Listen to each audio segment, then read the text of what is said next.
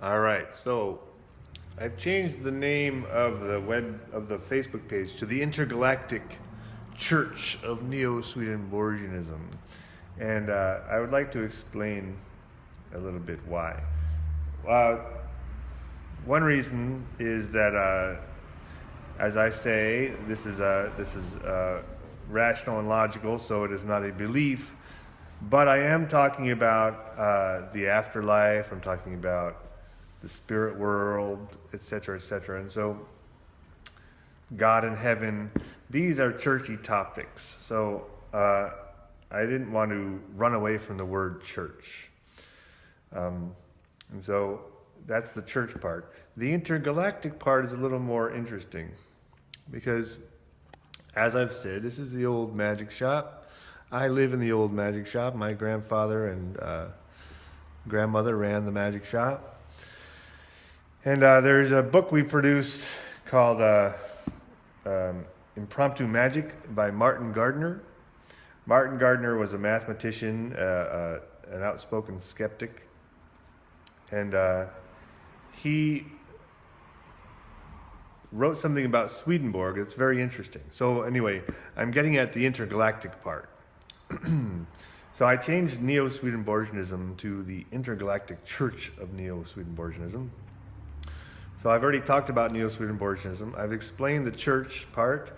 And what about the intergalactic part? How is that? Am I just saying that as a joke, intergalactic? Or is it just, am I being corny? Am I trying to be cute? Why? How am I?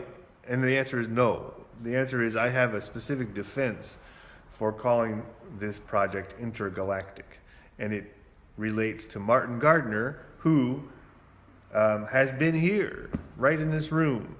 Martin Gardner was friends with my grandparents, spent time here. We published his book. We published other books of his, not just that one. So anyway, and then but I personally I've read Martin Gardner. He wrote a great debunking of the Urantia book, which was my primary introduction to him. I read his book about the Urantia book, debunking the Urantia book, before I even knew he was friends with my grandfather. It wasn't until I got to Chicago and I saw some pictures, old pictures, of J. Marshall and Martin Gardner. And so anyway, Martin Gardner is a friend of the family, but I didn't know this when I read his book about the Urantia book. But he also debunks Swedenborg. This is all getting back to how it is I'm justifying the intergalactic part. He debunks Swedenborg in a way. He has this. Swedenborg talks about traveling to other planets, and it could even be said to be the beginning of science fiction, because Swedenborg had a book written in the 1700s about traveling to other planets, but he wasn't writing fiction. In his own mind, he wasn't writing fiction. He traveled, as far as he could tell, he traveled to the planets, other planets, and met the inhabitants. But here's Martin Gardner's debunking, is that he only traveled to the planets that were then known. Okay? So I think he traveled to 5 planets or 6 planets or something like that. And it later was discovered, when we had better telescopes, that there were more planets in our solar system. And so Martin Gardner says, if he was really traveling to the planets, he would have noticed or found out that there were others. And therefore, it was bogus. It was a bogus claim. Now, that's Swedenborg and Swedenborgianism, but this is Neo-Swedenborgianism. And Neo-Swedenborgianism says a different thing. And what Martin Gardner uses to debunk Swedenborg, I use to support Neo-Swedenborgianism. And I'm also going to use it to explain how we are intergalactic. So, Neo-Swedenborgianism states that Swedenborg didn't travel out in the universe. He didn't travel to another realm. These travels were within his own mind, within his own head. But they were hyper real, which means they were more real than this. In the same way that the near-death experience people come back and they say it was more real than real, Swedenborg said the same thing. This is a greater reality. And objectively, let's say it's not a greater reality. But subjectively, which is how we actually live, it is experienced as a greater reality, which means you cannot differentiate between the two. But in fact, you feel, when you actually experience this thing, you feel like you can differentiate and you can say that that one is the greater reality. So, Swedenborg only traveled to the planets he knew about. But he traveled to them and he met people and he saw their clothes and he saw their way of life and he wrote about it at length. So here's where we get to the intergalactic part.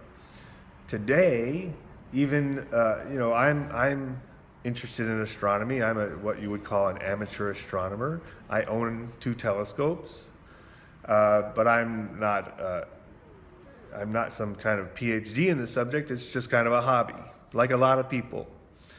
So I've looked at the Andromeda galaxy through a telescope and through binoculars. And when you're looking at the Andromeda galaxy, you're looking out of our galaxy at another galaxy. And there's other galaxies you can look at through telescopes.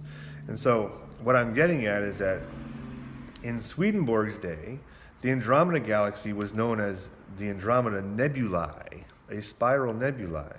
And they just thought it was a kind of a wisp of smoke or mist or something like that, because they didn't have the telescopes that we now have. So, what I'm getting at is that Swedenborg's mind is where these 5 planets were. And he traveled to them in a way that was viscerally hyper real. Okay? In my mind, and in the mind of anybody who watches TV, anybody who watches the Discovery Channel, anybody who has even a high school level of education on the subject of astronomy, knows that there are now billions of other galaxies out there. So in my mind, in Swedenborg's mind, there was the Earth and 5 planets. In my mind, there is our galaxy with billions of stars and potentially life on planets, on a majority of them, or let's say a minority of them, whatever, billions of other planets supporting life, and there's billions of other galaxies. And so your mind is where all these things exist. And so to say it is the intergalactic church of Neo-Swedenborgianism is to say that within my psyche, within my not extraordinary knowledge base, there are billions of other galaxies. A billion is 1,000 million. Okay, and each of these billions of other galaxies has billions of stars and planets. And so that is why we are the intergalactic church of Neo-Swedenborgianism, because we can travel intergalactically. I can travel faster than the speed of light.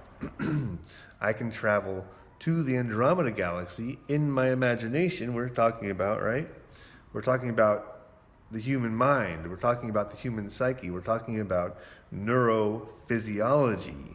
Physiology is the way the mind works. And in my mind, I can travel faster than the speed of light, because I can travel to the Andromeda galaxy and back in 1 second. I can go there for an hour and come back in half an hour later. See what I'm saying? And so this is all at the same, it's simultaneously rather simple and utterly huge at the same time. So, welcome to the intergalactic church of Neo-Swedenborgianism. Today we're talking about Martin Gardner, who has been right here in this room and upstairs. Sometimes I broadcast from upstairs. Martin Gardner came over for dinner. You know, Martin Gardner hung out with my grandparents. So, welcome to Out of the Blue. Number 246.